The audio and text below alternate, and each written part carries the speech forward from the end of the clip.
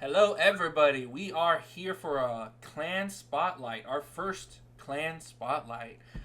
We got the heart of Central Texas, right? We got Kar'ta Beskar Clan. They're going to let us know just about who they are and what the heart of Texas really is. And we'll listen to that on KTR.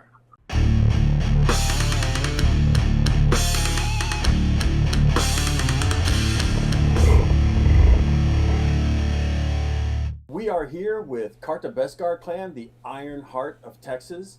My clan, love my clan. We have Apox, our Alarad. Apox. Hello. We have Doyle, our Verilor. Hello. And we have Nathan, our Rookaber. Howdy. And we are here today to talk a little bit about our clan specifically, where we came from, how we got started, and where we are today. Nathan, our Rookaber, has the Royat, the clan history, in a actual leather-bound book. Nathan, why don't you show them the book and tell them a little bit about what it is that you do and what it is that you have in that book. So this is the clan history book, and it contains the original story of the clan.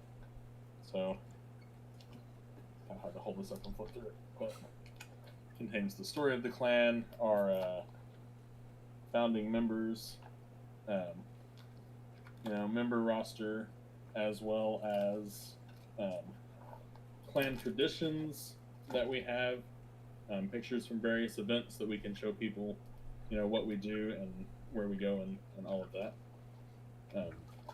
And this is a living history that you can constantly add to. Yes, this has events up to August, I think.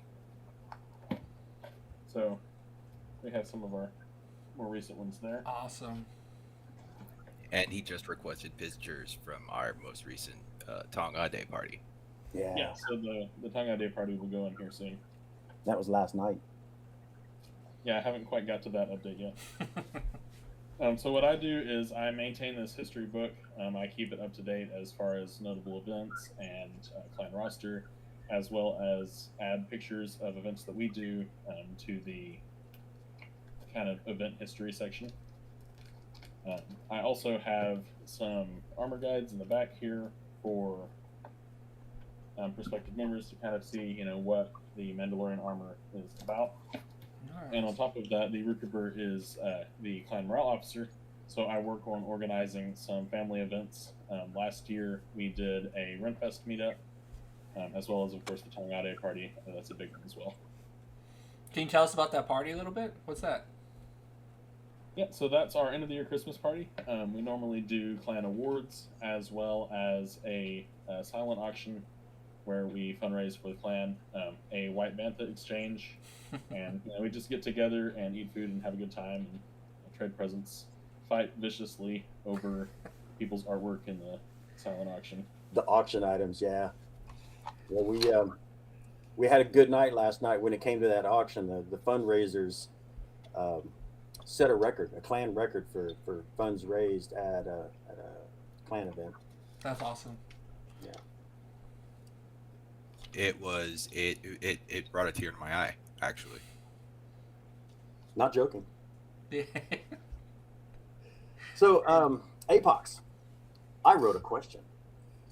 Your first OM event was the Round Rock High School, what do they call it? The Kids and Teens Con. Correct. And I believe that was the first event for a number of you guys. Tell us how that went from your perspective and what led up to it.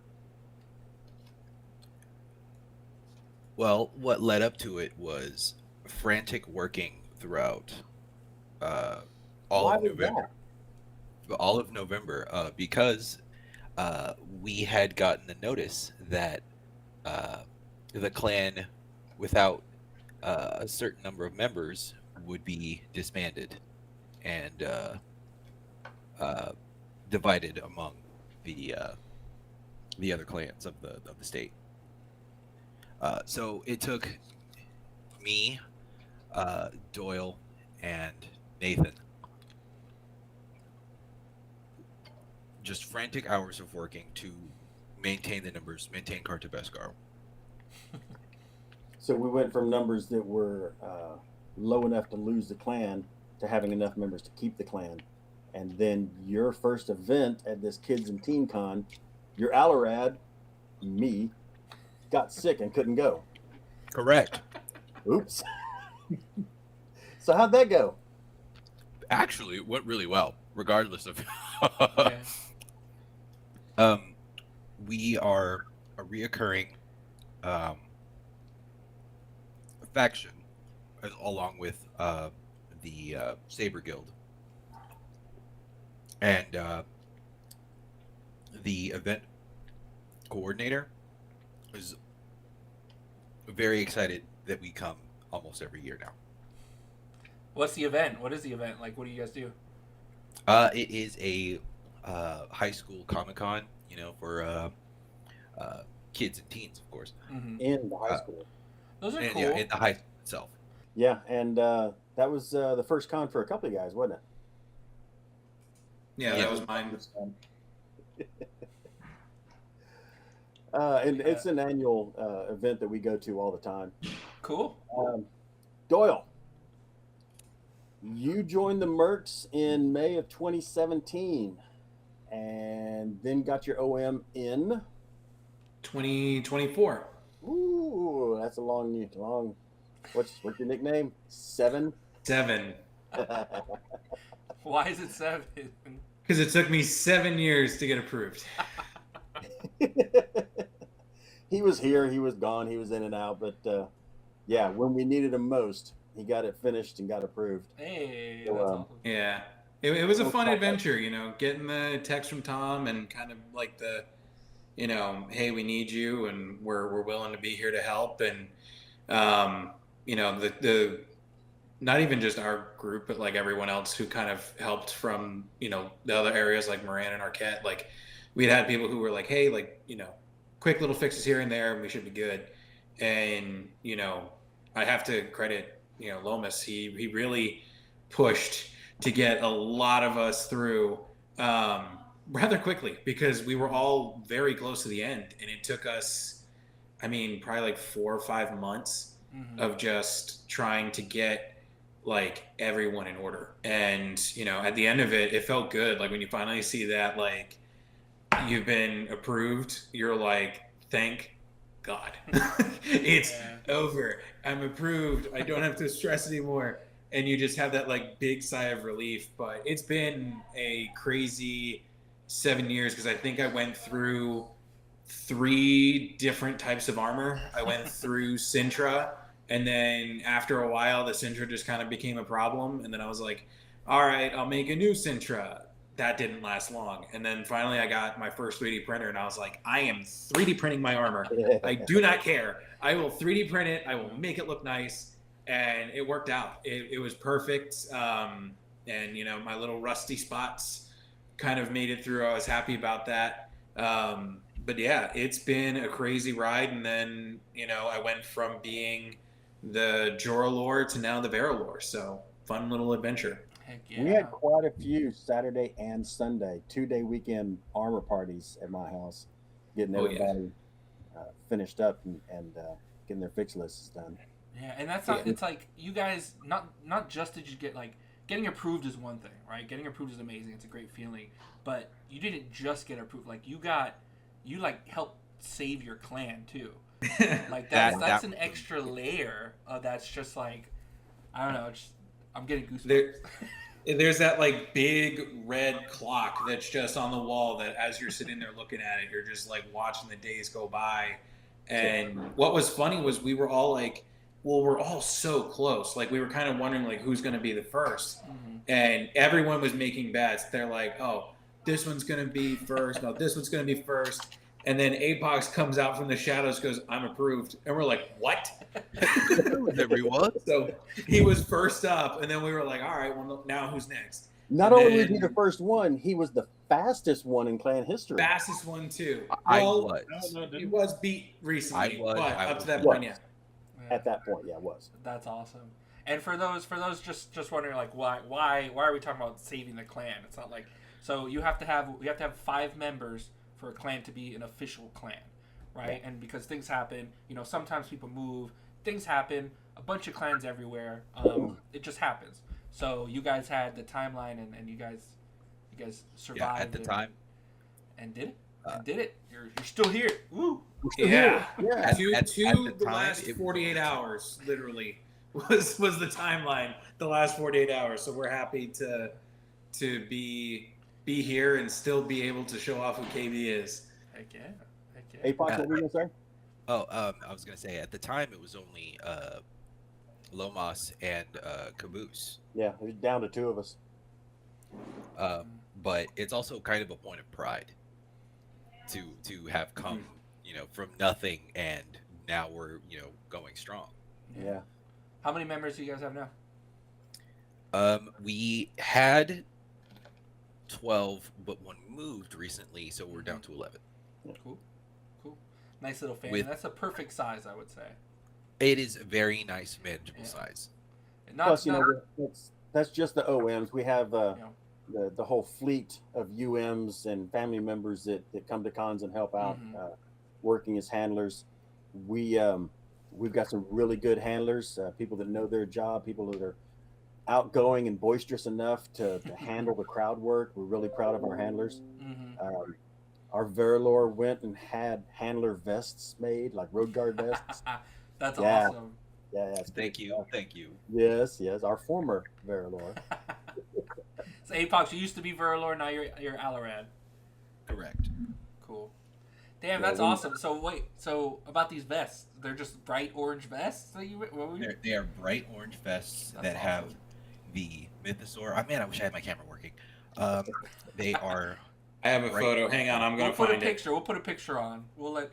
Right now, you guys are seeing a beautiful picture of the vest. Right now on the screen. And on the back, they have handler with the mythosaur on them. I love it. Awesome. Well, I made these things. Now I'm just being a nerd. But Nerd. right? Aren't we all?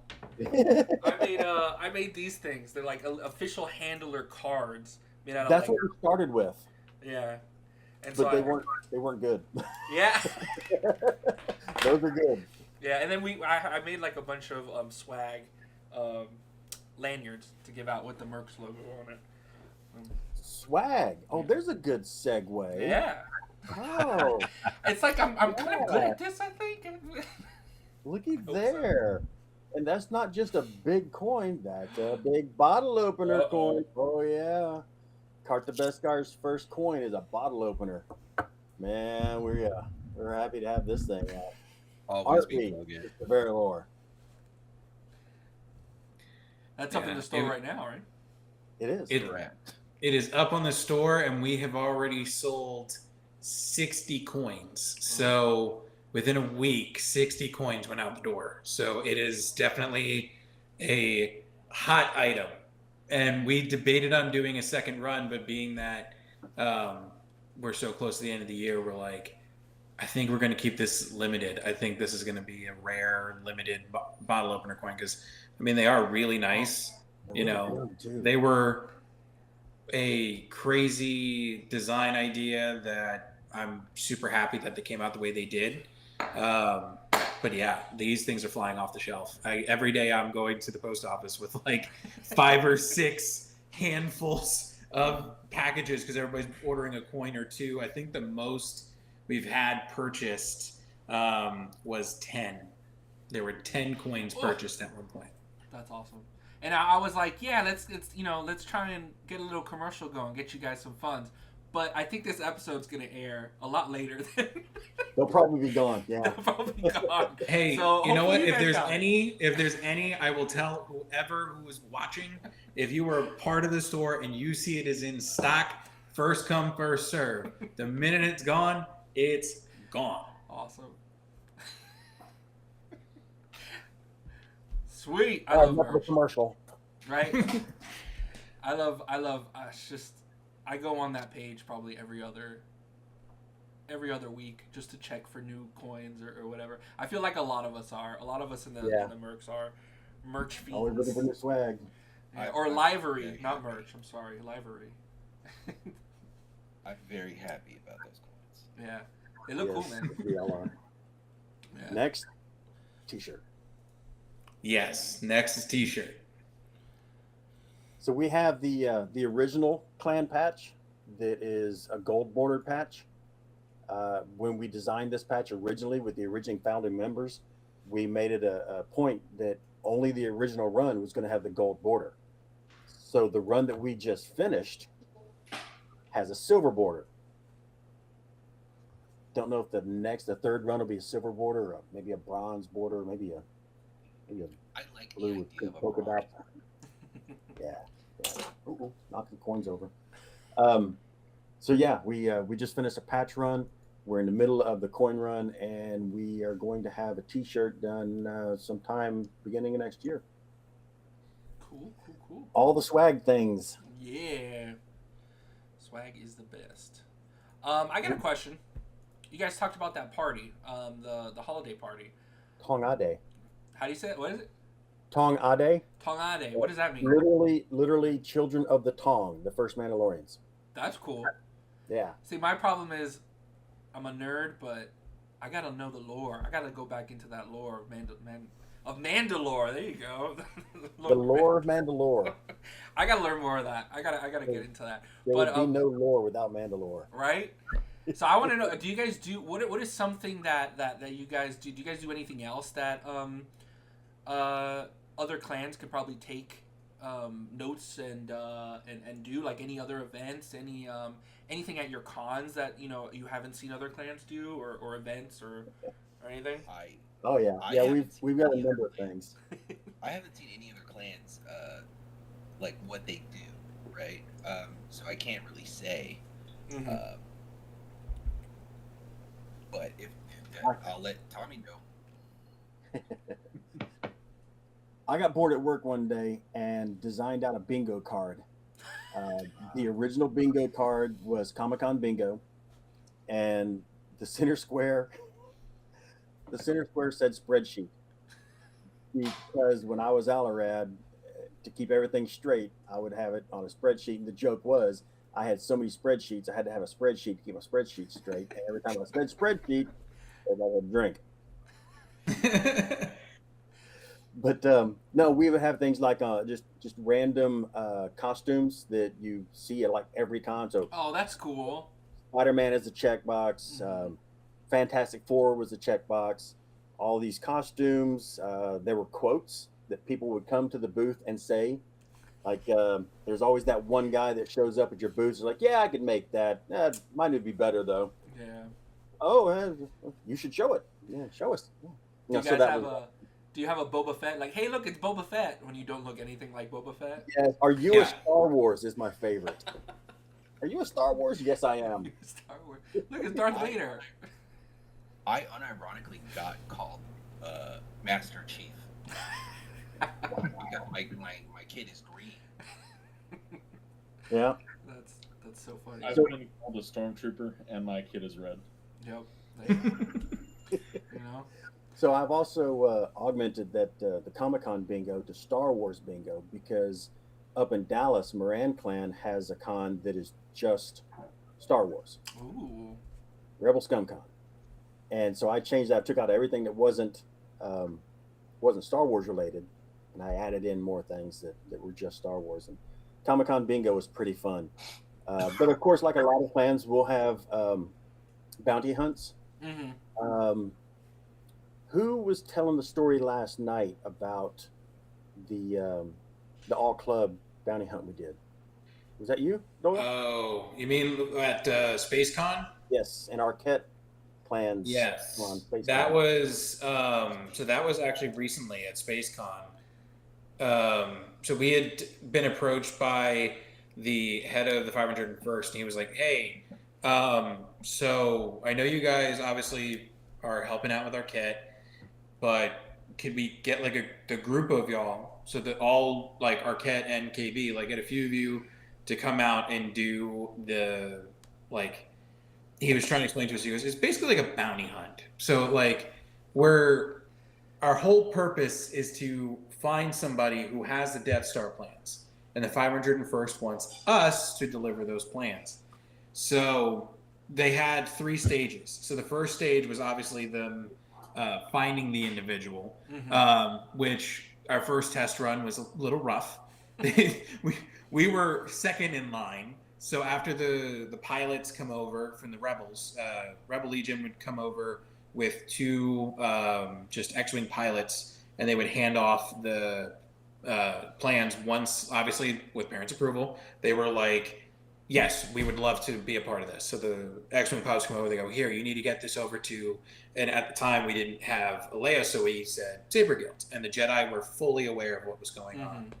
They said, don't let anyone stop you, no matter the cost. And the first run, it was myself, Apox, and another Mando from Arquette, and we went, and like halfway he was he told us, wait here, I will come to you and give you the description. He gave us the description, and then we just watched her bolt across the con, and we had to go after her. So Apox finally approached her and was like, I hear you have, and without finishing the sentence, she had the Death Star plans right here, and she just went like this. And she was just so pitiful. And we were like, you have made us very rich, thank you. And we walked back to the booth, and the guy from the 501st was like, she gave it up already? The second run was a lot better. The second run, they had a long lead, and they told them, don't look suspicious. So they were walking, thankfully. And they came over, they gave us a description, told us what the kids were wearing, what the parents were wearing, and the parents spotted us. And you can tell that they knew something was about to happen because they saw us standing in like a little area. So the kid came over, and this little girl standing there, and again, Apox delivers the line, we hear that there are Death Star plans. You wouldn't know anything about this, would you? And of course, the little girl goes, I have no idea what you're talking about. I don't know anything. Death Star plans? And then the gentleman from Arquette, he just looks down, he goes, there was a little brother with her, and he goes, do you know anything about it? And he just goes, like dead silent. We were like, okay, move along. And that was it. That was probably one of the best experiences we had. And we've talked about how to improve it, and we're talking about getting radios. So whenever they get the kid, they don't have to run up to us. It's just one of us has an earpiece in under the suit that allows us to hear. And then we get the description, we talk about it in the group, and then we just move on. But we are definitely going to be adopting that into our shows, because that was a ton of fun. And I was so sad my microphone was not working that day. That's so cool. We've had the form to do bounty hunts for a long time, but our big con is so big and so crowded Can't get through. You can't leave the table to go to the bathroom, much less chase somebody down. Chase somebody down. Follow someone. Gotta be nice about it, right? Yeah, I don't think us running in a crowded space works. Running in general doesn't work, unless you're willing to have to go back and pick up stuff, which anyone who knows Mandalorians, you need a handler. So your handler's going to be the one picking up after you as you are dropping parts. I can't bend over. If my armor comes off, it's like I can't bend over. Like, someone pick it up for me. Yeah, a piece of armor comes off. Like, well, I guess I could make a new one. Yep. We've been at a show, and of course, my lovely handler Rachel will be standing or nearby, and we'll all be standing in a group, and all of a sudden something falls. We look down in unison, and then just go, "Help!" Yep. And she's usually really kind. She comes over and she helps put it back on. So my wife, we've got some good handlers. My wife is always with me. She knows. She just knows.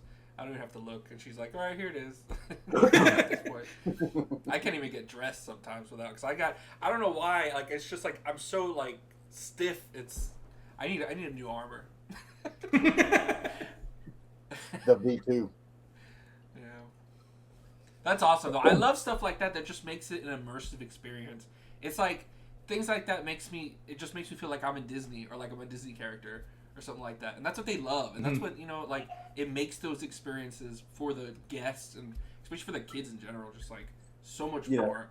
Speaking of that, our big con, it's called Bell County Comic Con. Mm-hmm. You wouldn't think it'd be a very big con, but it's a big con.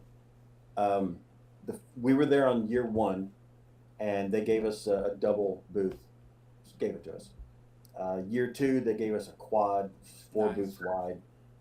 Then they moved us to another area and asked if we knew any other clubs. And I was like, yeah, we know these people, these people. So I invited all the other clubs. And when they released the information that the Star Wars clubs are going to be there, they called it an interactive Star Wars experience. So we had to live up to that. And at the time, we didn't really have much as a way of props. We have our jail. They had a Death Star. The 501st has a Death Star wall. There were a few different things, but we put everything that we had into this area, and it was a huge area. So that started the build team, the Kar'ta Beskar large prop build team. Built the jail, built the throne. Saber Guild has the indoor bunker and the what was the other one? The Jedi Temple. So yeah, everyone's got large props now. We really make it an experience, really, and we're trying every year to go bigger and better. That's awesome. Storage is a big problem. Transportation is a big problem Yep. when you have big props. So our focus now is making large props that break down into small storage and small transport. That's awesome. That's good. That's what we kind of had our little set do that too. We just have like a little market booth. But yeah, it breaks down to make it just so much easier for everybody. Storage is a big problem for everybody, for a lot of clans. I've heard a lot of clans trying to fundraise just for storage. We usually have a dedicated large prop build team donation box at the booth. That's cool. Nathan, why don't you tell everybody about the FOB? Ooh. Yeah. So was it that first con we were at, or was it the second year we went? I don't remember.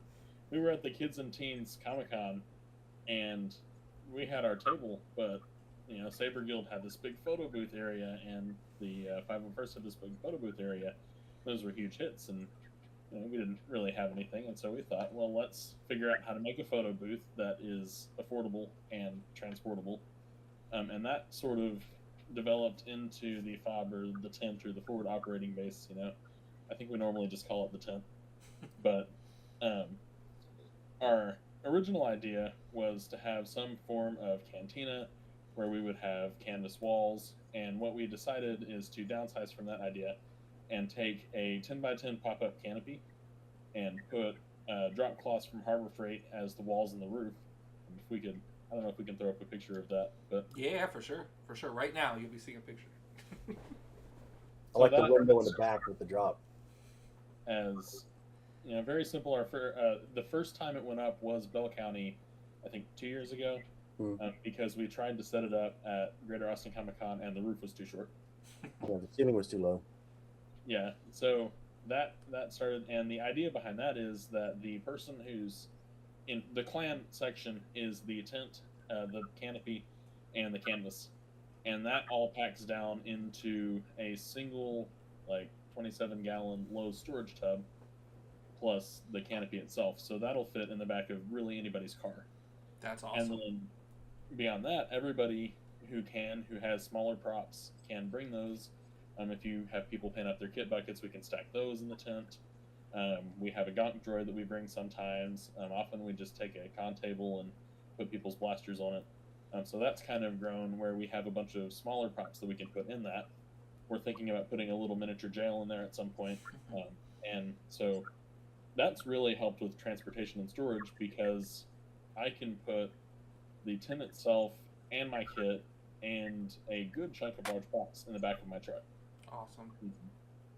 And store all of it in a closet. So that's definitely something that, and it's really affordable too, because the drop cloths are from Harbor Freight, so they're $10 a piece. Mm-hmm. You can get a pop-up canopy for very cheap from Academy, I think.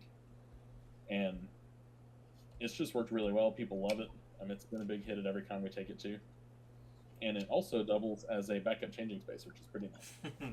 Always need And those. and we run an extension cord over to it, and we've got a number of fans inside, so it also Yes. becomes a break area so we can get cooled off. The gonk is a DJ gonk. It plays music. We have some in-universe lamps for lighting. There's LED lights around the top, the bottom of the ceiling of the tent, so it's lighted inside. The window part in the back, we have a backdrop. Yeah. The backdrop is a few feet away from it, so it looks like you're outside. That's cool. And what's really handy about that, and maybe we can toss up another picture of this setup, is that if we can't set up the full tent, or we need to split into two locations for whatever reason, you can take the window and its stand and some of the props and set up just a photo booth area. So we've done that at a few cons where we brought the fob and it wouldn't fit, and so we set it up as a backdrop and are able to take photos anyway. So that sort of flexibility is really nice. We try to make all of our large props not only versatile but modular, so they either break down for easy transport or they break down into multiple props. That's awesome. Yeah. Yeah, we've done some really good photo shoots. We've had members of other clubs come over and ask if they could do a photo shoot in our booth. We have used it for a video shoot. Actually, we did a number of video shoots in the fob. Some of those should be posting up on YouTube here pretty soon, hopefully. So large props, large areas, large presence. We're also revising the idea so it can be modular with more tents, so we can expand. Oh yeah, the expansions. Yeah, the end goal, because we have several major cities that we kind of base out of, is to have a tent in each city, and then everybody who's coming in from out of town can just bring props. And then at our big cons, we can have an entire encampment with multiple tents and the throne. And that'll be cool. That's an exciting prospect. Yeah, we're all looking forward to that one. Yeah, that's awesome. So the small clan, large presence was something that I said to Mandalore before MC3, and we took half the clan, just over half the clan, to MC3. A lot of people watching may have been to MercsCon 3 in Denver and met some of us there. We had a really good time. We showed up and showed out. Yeah, there's a couple of stories. A couple of stories that came out of MercsCon. Apox has stories. They will not be told today. We did some photo shoots. We did one photo shoot with all KB members, past and present, KB family.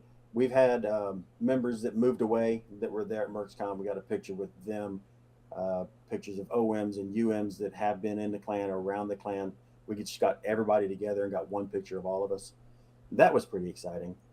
And then we had members that were back home that we were constantly updating with Discord chat on everything that was going on, especially when it came to the Quartermasters panel and the new swag announcements.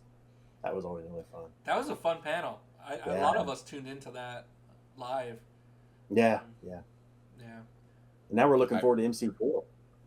I remember a lot of cheers in that panel. Yeah.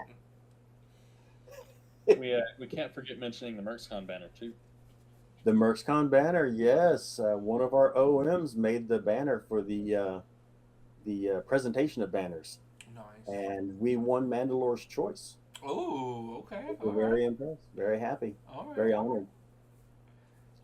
So we're looking forward to doing that again at MercsCon 4. We're taking the banner that we had at MC3, but we're also asking members if they want to redesign the banner. And if we get multiple submissions for banners, then we're going to have our own little contest. Winner of that contest will then go to MercsCon 4. Cool. Well, good luck to you guys on that, even though, I'm probably going to win. But He said that now. We'll see. No, I don't even make banners. If I painted on a banner, it would just be like stick figures or something. I can't do any of that. I can't even sew or anything. be honest. Yeah, Hours.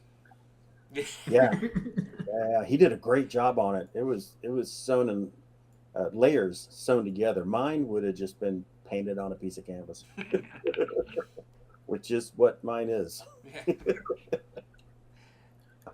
MC3, he was there as well. He was fussing over the banner and just saying, "I could have done better" when he got the choice, and even after Mandalor's choice, like, I could have done better. Why did he pick it? Like when you have any kind of project that you make yourself, when you're done with it, all you really see are the mistakes, the little things that you could have done better, should have done better. But when someone else sees it, they're like, it's beautiful, we love it. Yeah, that's why I see my kit. I mean, I see my own kit, and I'm just like, oh, I could have done that. I could have done that better. Could have changed the color there. I could have made a better scratch. Yeah. Yeah. You know? No, I am complete opposite. When I'm in a kit, I am hot. I am hot. Apox has no shame. Yeah. I am heated. The only hot I'm in is temperature. I'm like sweating my butt off. When I did brigades, I saw the things that I had wanted to do and didn't have the skill at the time. I was like, I can do that now. Yeah. You know, that's the great thing about our clan is with not just the OMs, but the whole clan, we have a number of people that have a special skill, a number of people that have multiple skills, but this person will be able to do this and that person will be able to do that. And so when we all get together, we have almost all the skills needed to do pretty much any of the projects that we want. Of course, if we can't get everybody together, it turns out looking bad. But we eventually get it right. Between all the 3D printers and crickets, I think we're covered on most projects we want to do. Plus, where we do the majority of the armor parties is a woodworking shop. So, ooh, that's cool. We're covered on most things. Oh, and the electronics. Yeah, we got a couple of electronic techs too. Got a couple of wizards. A couple of wizards, definitely. Yeah, we have a couple of projects, a couple of secret squirrel projects that we're working on that we're not going to tell anybody about until we get it finished because we don't want anybody stealing our ideas. I'm kidding. That's awesome, though. I wish we had a tech person. We don't have anybody who really does electronics and stuff near us.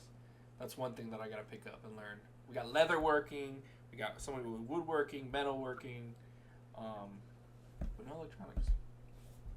We have a couple of guys that are really good at electronics. We have a lot of people that they can solder well enough to make a simple circuit to put a fan in your helmet or put LEDs in a gauntlet. But we've got some techs that are pretty fancy and they go above and beyond when it comes to it, like the whistling birds in the gauntlet or the Mando Pooter in the gauntlet, or all kinds of nifty stuff.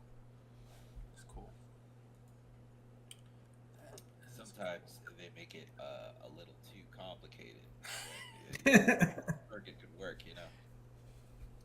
When it's the UM.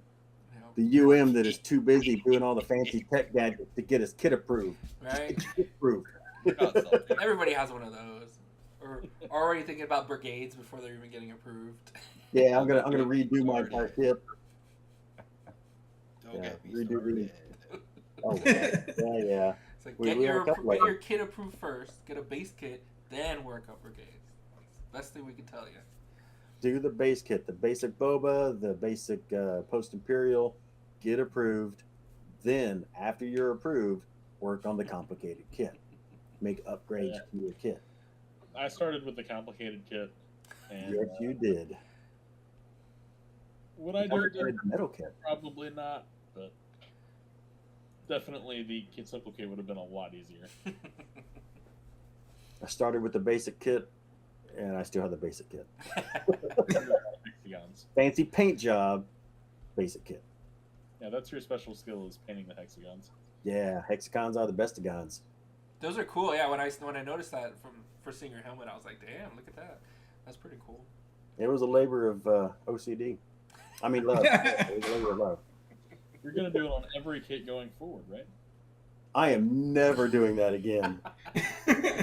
It was such an arduous task to get that done in the first place. The starting with the stencil.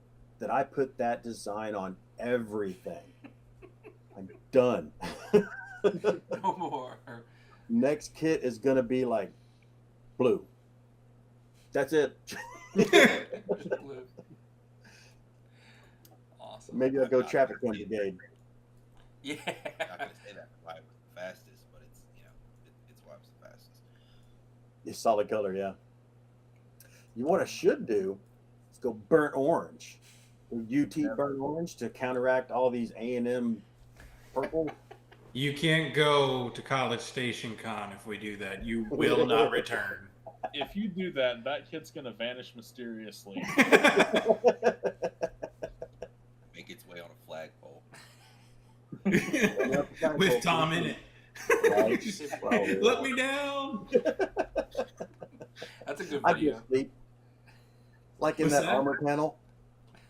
We had we were at a con at an armor panel, and we have a few people that are dedicated armor panel spokespeople. They do them all the time, Mhm.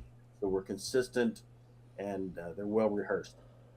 I usually don't go. I usually sit at the booth and man the booth while they're out doing that. But I went with them this one time, and since I was in full kit, I just stood over in the corner behind the table, and I was, the dressing dummy. They were pointing things out. I was standing in a corner, wedged myself back into that corner, and had a ledge to lean on, and just was out. I was out hard. Come to find out, they were talking about me, talking to me. I wasn't answering them. They're like, well, we'll just keep moving on. My microphone was still on. If I would have started snoring, everybody would have known. That's so funny. We have a picture of it too. Yeah. Throw it up. Throw it up. We'll throw it up right here. We'll throw it up right here. You guys. Picture of me sleeping in bed. We'll put it on. Good times. Yeah, fun things that happen at Good little cons. nap. Good little nap time. Little nap. Well, we don't even have just fun times at cons. We also have fun times at LFL events. There's always good stories that come out of that.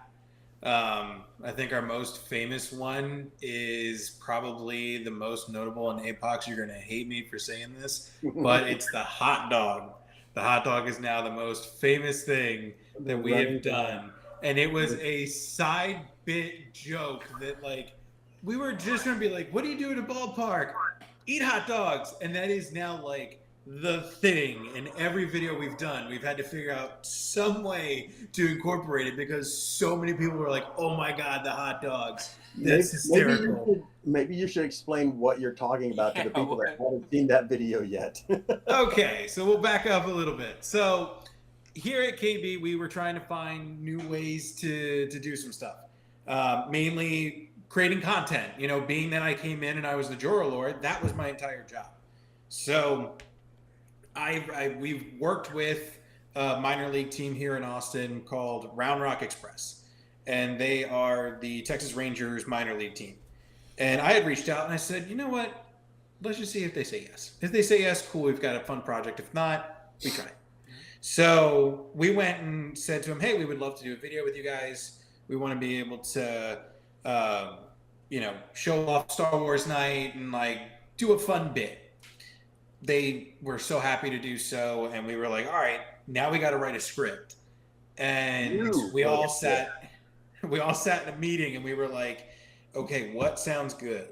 And then we brought up the hot dog bit, and at the time we had no idea what that was going to turn into. So of course, we're writing out the script. We're like, all right, cool, let's run it. We ended up having some issues with some of the people that were supposed to be in the video, so we had to pull in somebody new. We made it work. We all had microphones with us. We were shooting on the field with video camera. We had their media team. We had us. I'm trying to run it in kit, trying to be a part of it. And I just remember we got to the point of this one scene where myself and another one of our members named Kra, or Cray, I think that's how he says it. I'm from up north, so we say Kra. So it was this whole bit that I went to go find somebody to get directions, and I come back with 2 hot dogs. And I said, hey, they've got these things. They're called hot dogs. Here, have one. He looks back at me and goes, did you get directions? And I was like, well, about that, I forgot. And he throws a hot dog. And when I mean he threw a hot dog, mind you, in most places, hot is hot.